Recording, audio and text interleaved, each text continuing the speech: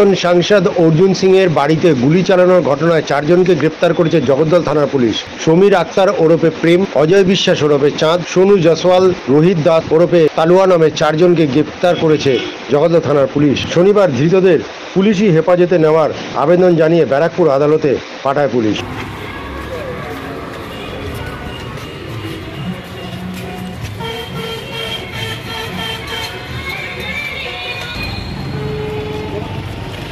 देखा था भाई कहाँ होता थे।